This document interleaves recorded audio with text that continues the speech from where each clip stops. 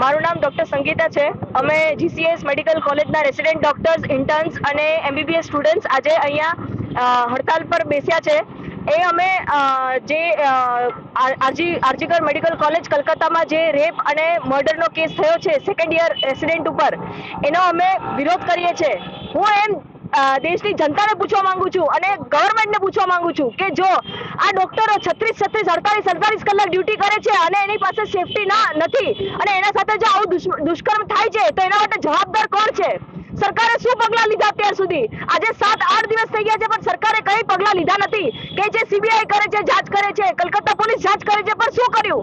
કશું જ સામે આવ્યું નથી. આમાં ઘણા મોટા માથાઓ પણ સામે છે, પણ કોને છુપાવવામાં આવે છે હજી ખબર નથી પડતી.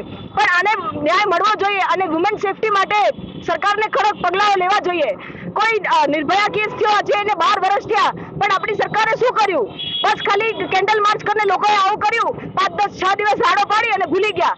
આજ ફરી આ ના થાય એના માટે અમે અમારે દેશની જનતાને પણ અપીલ છે કે આ મેડિકલ સ્ટુડન્ટ્સની વાત નથી, દરેક મહિલાની વાત છે જે જોબ કરે છે, જે બહાર જઈને કામ કરે છે. જે માણસ પોતાના વર્ક પ્લેસ પર સેફ નથી, બીજે ક્યાં સેફટીની એક્સપેક્ટેશન રાખી શકે છે? એ અડધી રાતે તો બહાર નથી ફરતી ને, પોતાનું કામ કરતી હતી. અને કામ કરતા પણ માણસને આવું બધું થાય તો આજ પછી કોઈ પણ મા બાપ પોતાની દીકરીને ડોક્ટર બનાવતા પહેલા 100 વાર વિચાર કરશે. Thank you.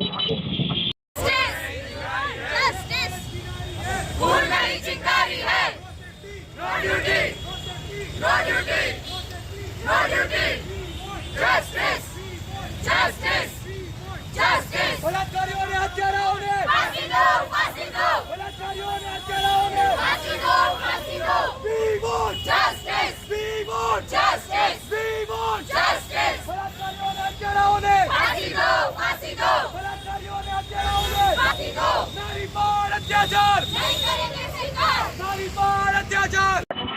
Yesterday we completed 78 years of independence. What kind of independence are we celebrating where our own daughters, our own sisters and our own colleagues are not safe at their own safety place?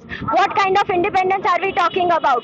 What we demand regarding this case is early justice and investigations as far as possible. What we want is Central Protection Act from the government.